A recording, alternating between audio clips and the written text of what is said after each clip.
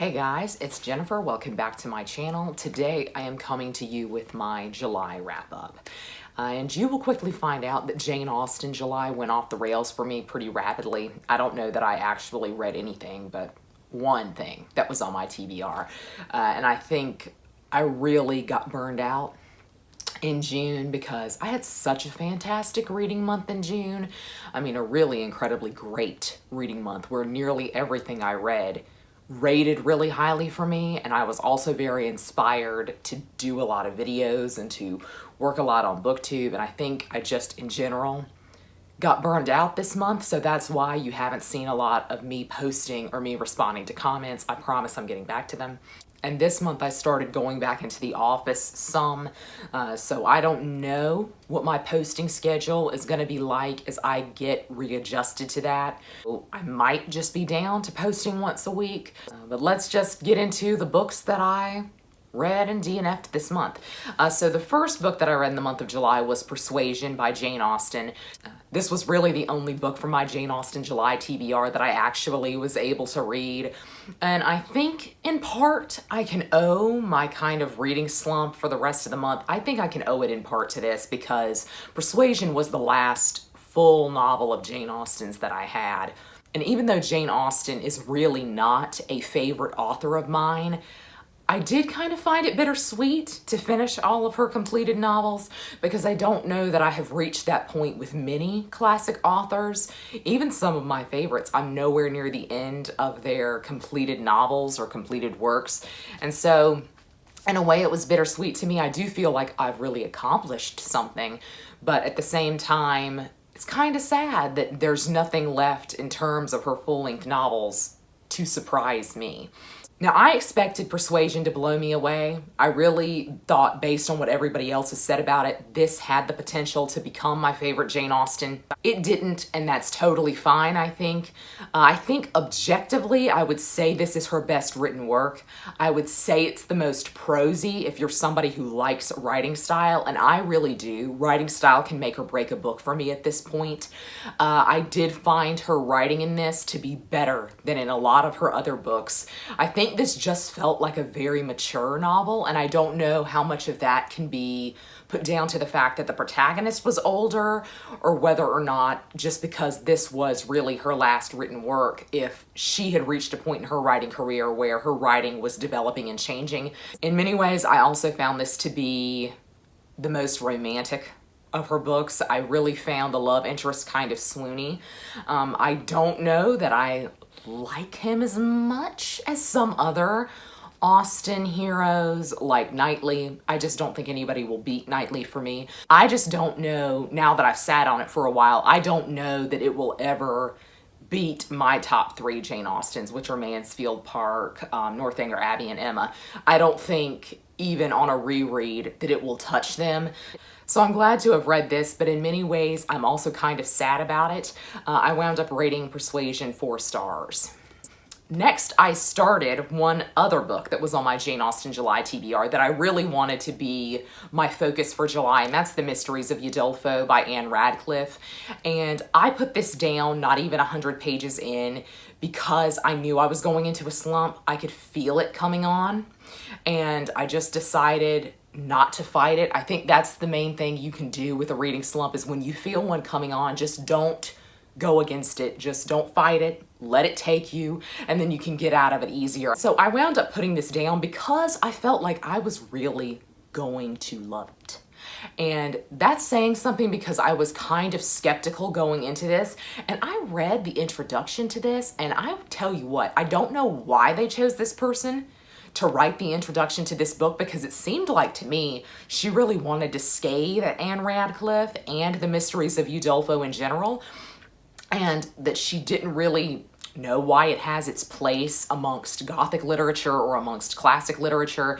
In fact, she said some things just kind of about the inaccuracies of the Mysteries of Udolpho, which came down to essentially that Radcliffe was not a well-traveled woman, and much of this book takes place in the south of France and then in Italy. Well, when she wrote of going to Italy, she wrote about all of these kind of coffee houses and things in Venice, apparently. I haven't reached that part in the book yet. And The book is set in the 1500s, so there would have been literally no coffee houses in Italy. That just wasn't a thing yet. But Anne Radcliffe was writing based off of kind of travelogues because she had never been. And so this one was like, well, if you'd been, you would know. And I'm thinking, some people have an imagination. You know, we don't need to always write about everything that's in our backyards.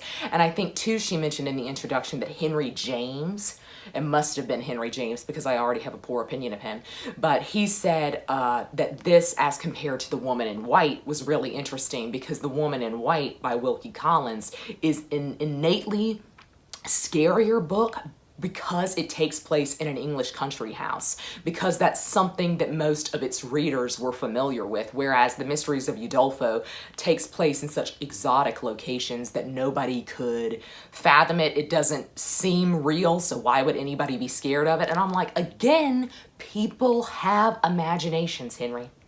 Some people, even though I have never traveled to India, I enjoy reading books set in India because I like to imagine it. I mean, I just really found the whole introduction to be disparaging to the book, but it did prepare me for something about the book that I don't think everybody will like, and I'm not out of this section yet. So The Mysteries of Udolpho is sold as a gothic, kind of scary book, and it mostly takes place in kind of a haunted or creepy castle in Italy. Well, the first 200 pages of the book have nothing to do with that. They're essentially a travelogue of the main character and her father traveling from their house in the south of France to Italy. And I, of course, didn't make it out of the first 100 pages, so I didn't make it out of the first 200 pages. And then the rest of the book is kind of that gothic, creepy story that you thought you were going to get. And as you might can imagine, over the years, that has led to a lot of poor opinions about The Mysteries of Udolpho and Anne Radcliffe in general, that there is this 200-page buildup before any of the action starts to happen. And I don't really consider that a spoiler because, in a way, I think that helps me prepare for the book, and it let me enjoy the 100 pages of it that I read because I knew, hey, I can just relax. Nothing's going to happen until page 200. So I wasn't mad about it, but I think if you went into it expecting it to kick right off, you really would have been disappointed. But this is a very beautifully written book, and I was tabbing, I was underlining, and I just felt like I could really, really enjoy it if I could give it my full attention, which I just couldn't do in a reading slump. So I will definitely be returning to this hopefully before the end of the year. So last month was the month of me falling in love with Percy Shelley. July is the month that I fell in love with Lord Byron. I mean, look at him. That is Lord Byron. Doesn't he just look exactly like you would imagine he looks? So alongside reading some Percy Shelley, and I don't have my copy of Percy Shelley's major works down here because I didn't read a big work from him this month. I read a lot of smaller works. I did read Ozymandias by Percy Shelley, and it's really lovely. It's a very short poem, but stunning. But I did read a bit of a longer work of Lord Byron's, and that is Childe Harold's Pilgrimage. I'm still technically in the middle of it, but I've read the first few cantos of Childe Harold's Pilgrimage, which is an epic poem about a guy named Harold that seems to bear pretty strong resemblance with Lord Byron himself. And Byron's notes are in this. All of his notes on any poem that he wrote are in this edition.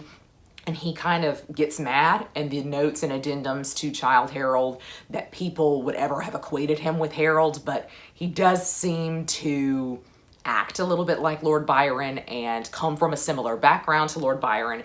But essentially, in many ways, Childe Harold, I don't know that any scholar would describe it like this, but I viewed it as a travelogue. He basically goes to a bunch of different countries and describes kind of the history of the area. What about this intrigues him? Childe Harold gets up to some crazy stuff. It is so beautifully written, y'all. I cannot encourage you enough to pick up Childe Harold's Pilgrimage. This was an easy 5 stars. And I'm going to say something controversial here. I thought last month, I said, Shelley's for me. I don't know that I'm ever going to care anything about Byron.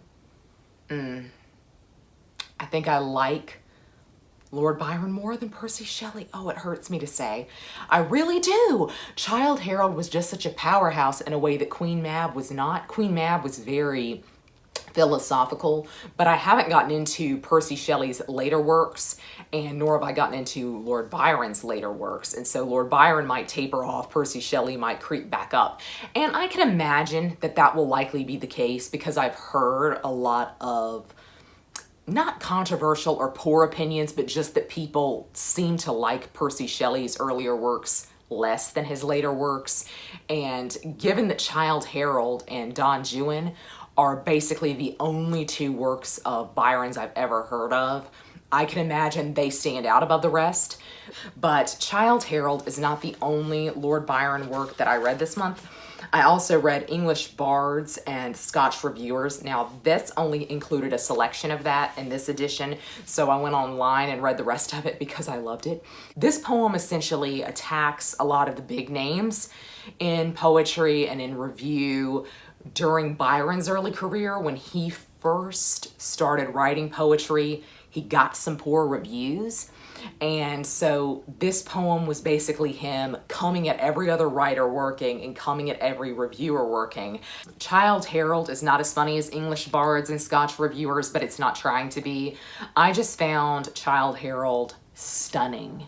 I can't encourage you enough to pick it up, but I don't know how to possibly describe what about it got me, because it just felt so personal to me, if that makes any sense. It just felt like he wrote it with my very odd, very specific interests in mind. He wrote it in a meter that I've always appreciated.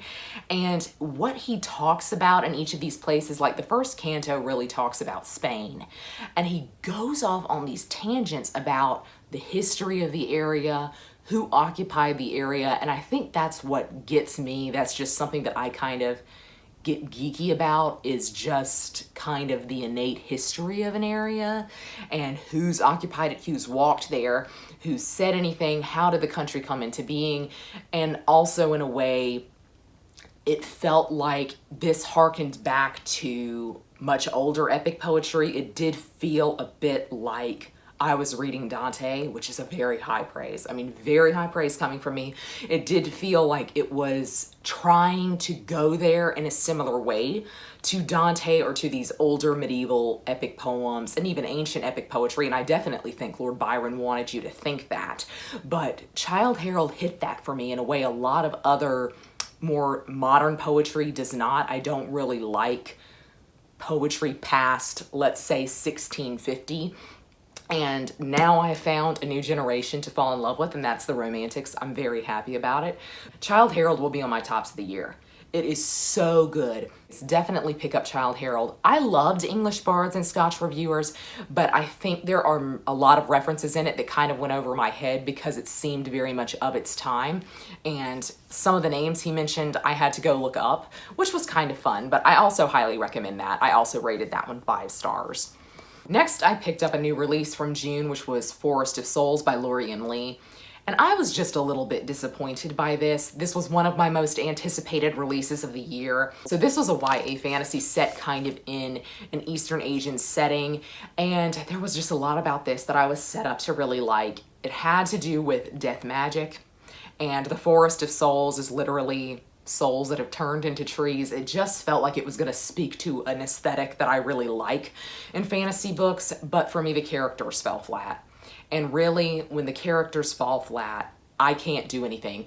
It just doesn't matter whether or not the plot is good. If I am not invested in the characters and I don't care about them, you know, I just have a hard time enjoying the book. But on the other hand, this really would have been a very interesting plot. It had some incredible world building that I found fascinating, but I just wish that I could have felt something for the characters. I think this was an okay book. I rated it 2.5 stars. But I'm probably not going to carry on with the series. And I don't foresee myself saying that the rest of the books in this series save this first book or elevate it in any way. So this was a little bit of a disappointment to me. I rated this 2.5 stars. Next, I picked up Young Romantics by Daisy Hay. So this is, of course, a nonfiction book about The Romantics. So I read last month, and I know y'all are tired of hearing about it, but I read last month Romantic Outlaws by Charlotte Gordon, which was a dual biography of Mary Shelley and Mary Wollstonecraft, her mother. This book kind of looks at the entire circle that Mary Shelley ran in. So it talks, of course, about Percy Shelley. It also talks about Byron. It also talks a little bit more about Mary Shelley's stepsister Claire, who is a really interesting figure from this time. And I found this was the most interesting thing about this book for me, was how it portrayed Claire versus how Charlotte Gordon portrayed Claire. Claire is a really interesting figure in this kind of circle. She basically was a third wheel to Mary and Percy Shelley for much of their marriage, really up until the time that Percy Shelley died. And Claire's just a character that I have to say I feel very sorry for. In Romantic Outlaws, it's not so much that she was portrayed as a villain, so much as that book is definitely Mary Shelley's story and is way more sympathetic to Mary Shelley and all of the irritation that she likely felt for Claire that is conveyed in many of the letters of hers that we have surviving. But I found that Young Romantics offered a very compelling portrait of Claire that was a little bit more dynamic and less one note. I loved the glimpse into Lord Byron here as well. I would have liked more to do with Lord Byron. I'm on the hunt for a really good Lord Byron biography, and I want a brick. I want a huge one. I think I found one, but it's like $20 even on Kindle, and I said I just can't. I cannot rationalize a $19.99 Kindle book. Just can't do it. Makes no sense to me. But this also offered a really interesting perspective on Leigh Hunt, who was essentially, I don't want to say the publisher, but he in a way was. He worked closely, specifically with Shelley and with Keats, publishing their work, and he really got Keats started.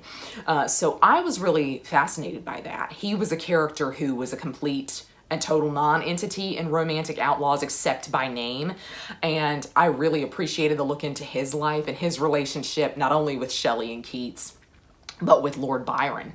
And so from there, of course, now I really have to find things out about Keats.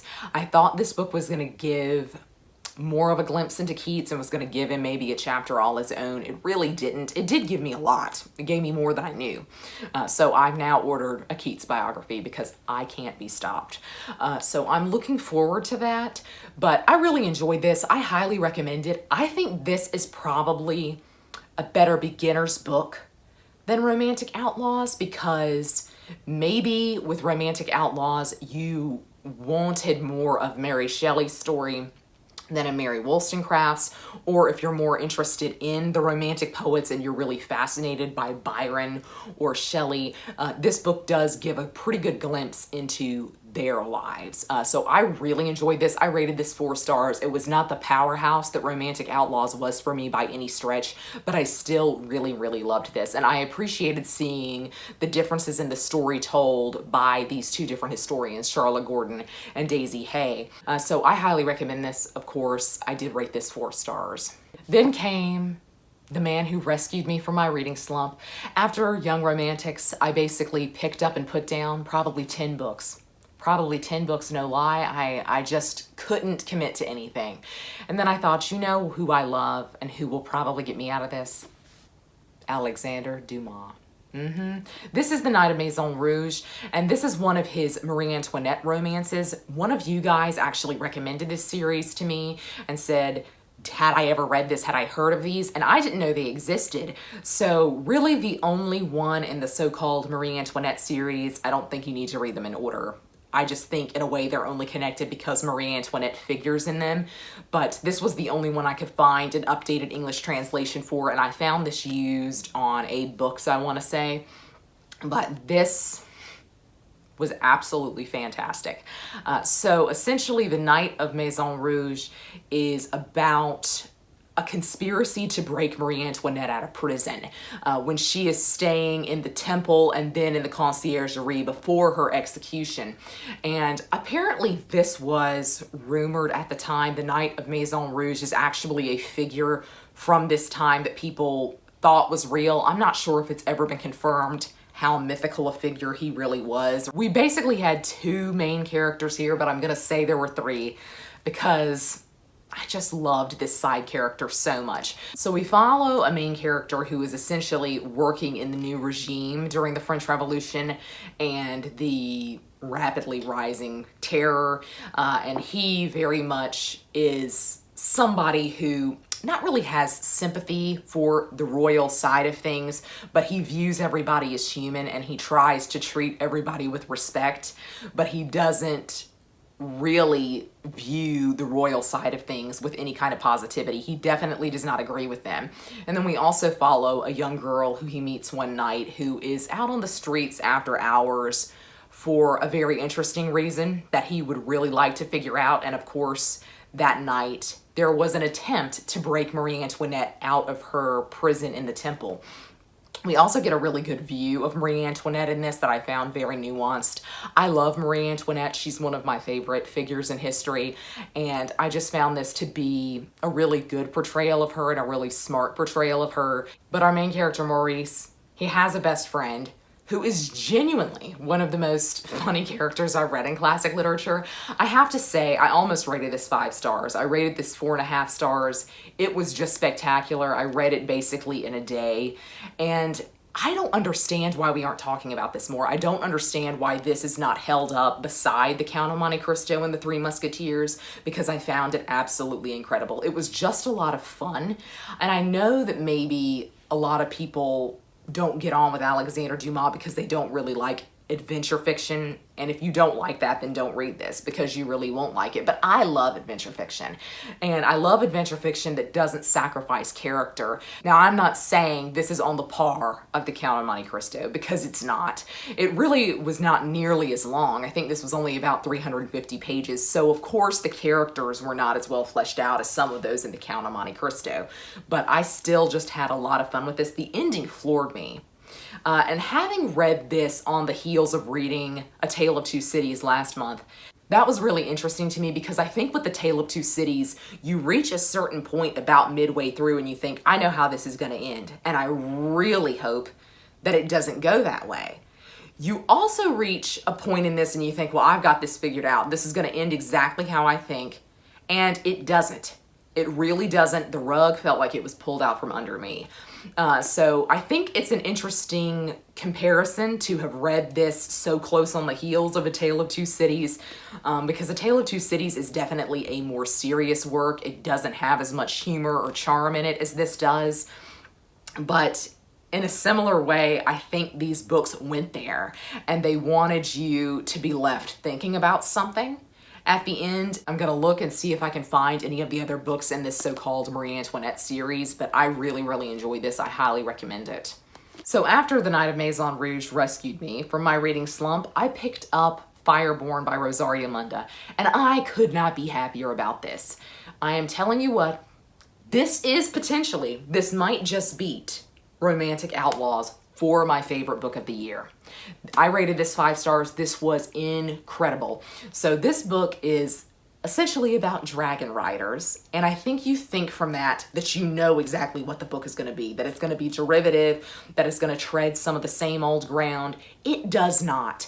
I think when you first start the book, you might think that. You might think it's going to be a little bit cliche or that it's going to be very generic. It is so not.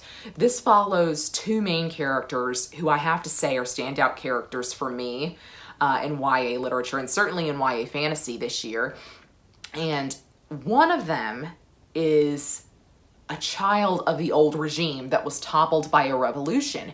And so he goes to stay in an orphanage and he meets a young girl whose family was killed by his family before the revolution. And now that they've grown up, they are now the dragon riders in this sort of new republic. This is a very Roman, Greek-inspired world. In fact, there was a note at the very end of this, and I was so glad that I read it because I thought I had picked up on some things that said she was very inspired by the Aeneid and also by Plato's Republic. That's kind of how she wanted to model this new society after a revolution. But the revolutionary elements were also very interesting because they played a bit for me like the French Revolution, but also the Russian Revolution, because there's kind of this character who, you know, escaped the slaughter of his family. And I just found it really interesting. It was so political. If you really like a political fantasy, you will love this. Even if you like historical fiction with more of a political element, I still say pick this up. The dragons are, for the most part, a non-entity. They are not the main part of the story. Dragon riding is not the main part of the story. But what I think this book nailed, and why I rated it 5 stars, was I think it just nailed character. And I think what it did really interestingly is that the 2 main characters clearly have trauma from their past, both from the deaths of their families, which came at different hands. And it certainly feels like the pain that they go through is very personal, and it's something that only the other person can understand in a weird way. And I just felt like the agony that she put on the page for these characters was so real. There was a scene in this, almost moved me to tears. I mean, it was just so real. I felt like, you know what, these characters could walk off the page. I could meet them and shake their hand. It was absolutely incredible. This for me was like the planets aligning, everything falling into place. It was just such an incredible book, and I highly recommend that you pick it up. This was 5 stars, one of the easiest 5 stars I've given all year. I just genuinely loved this, and I'm looking forward to the next book in this series. I don't think it comes out until next year, and I'm depressed about it, but this was absolutely fantastic. I mean, it really couldn't have been any better than what it was. I just was truly blown away by this. I think this really shows a realistic portrayal of war, and also the outcomes of war and how you deal with that, how hard it is after a revolution to construct a new government that is good for everybody, and whether or not the new government you construct is just as bad as the one that you overthrew. I think this book played with a lot of interesting ideas and themes, and I just am really looking forward to the rest of this series. This was incredible. Next, I picked up The Brothers York by Thomas Penn. Oh, y'all, I have a lot of opinions about this. So, The Brothers York by Thomas Penn came out last year in the UK, but it came out in July here in the States. And I ordered it because I have listened to Thomas Penn do several interviews on Dan Snow's History Hit, and Travels Through Time, which is another great podcast if you've never listened to it, where historians will take a certain year that they think is imperative and give you 3 events from it that make this a really important year in the reign of a certain figure, or just a very important year in history. And I really love that podcast. But I have to say, what Thomas Penn had to say on both of the podcasts I listened to him on last year, I was very concerned about some of what he said and some of what his opinions were about the Wars of the Roses. Because in many ways it seemed to me that he was going to say some things that Shakespeare did were real, and I just have a lot of concerns about that. I have a lot of concerns with people who take Thomas More at face value as a source, which Thomas Penn does. This was a very complicated book, and I have a very complicated relationship with it. I haven't rated it on Goodreads because I just don't know what to do. I'm very torn on this. I think on the one hand, I have to be mad about this book because it's not what it says it is. And if you want to go into this because you want finally a comprehensive biography of the 3 brothers York from the Wars of the Roses, you want background on Edward IV, George, Duke of Clarence, and Richard III, guess what? This book really doesn't do that. It leads you to believe that, given that the cover has 3 crowns on it, and of course, George was never crowned, so that's a little bit inappropriate. But the Brothers York, you definitely think, okay, I'm going to get a nuanced portrayal here, or at least I'm going to get even playing field for all of the brothers. No, this is about 75% Edward IV, 25% Richard. In fact, maybe I would even change that to 80-20. With Edward and then Richard. George gets nothing. I mean, he really does get nothing, and that's nothing new. But I think in a book titled The Brothers York, we could have had something about George that would have been a little nuanced. And mostly what this book is about Edward and his reign. And in many ways that makes sense. Edward IV was on the throne for a very long time. His reign was very eventful, and he was also viewed as one of the best medieval kings of England. And so I think it's understandable that you want to give him a lot of screen time. Richard, you also want to give screen time to because he's a very controversial figure. But George never gets anything. George never gets thrown a bone in any of these Wars of the Roses histories, and I'm tired of it. I think I really am craving something about George, Duke of Clarence, that maybe historians can't give me because maybe there's not a whole lot out there on him. But I just think he's one of the most interesting figures from this time period, and how he switches sides. He plays both sides. He goes with the Lancastrians because he's promised the throne. Then he switches back and he goes back to Edward. I just think that this book really fell flat on that aspect, and I think also it got lost in the weeds a bit with banking. Edward IV was in a lot of debt. He really truly was. I really don't know how much needed to be said in general about his banking and debt problems. I don't know how interesting that is for the kind of new reader to the Wars of the Roses. And it wasn't even interesting to me as somebody who is not new to the Wars of the Roses. It wasn't even offering, you know, a brand new perspective for me. I know Edward was in debt, and I know it was bad. And I know who he was in debt to. I'm familiar with the Medici, and I love the Medici. I just don't think that they needed to get a lot of screen time in this book. He really did get lost in banking and coinage, and that's just an aspect of history that really doesn't get on with me. So that's a personal thing, but if you like that, you might really appreciate the detail here. Another thing, let's get into it. Richard. Richard is a blunder here. This is the thing. This is the thing about it, and I'm just going to sit this book down because I have to say something. This is the thing. I understand that Richard was not a saint. I know I am a big Richard III fan. Huge Richard III fan. I understand he wasn't a saint. I would never say he was. I think there are a lot of people confirmed he killed. He killed Hastings, who was Edward IV's best friend. Why? We still really don't know. Why did he kill him? That is unexplainable to me, but I know he did it, so I know he's not a perfect person, and he wasn't a perfect king. I just search for some nuance. The very start of this book, when we start talking about Richard as a child, we have to start saying, there are already shades of who he will become. What does that mean? Truly, truly, what does that mean? And then when you get into the reign, I mean, he just takes, you know what, the old tried and true opinion with Richard.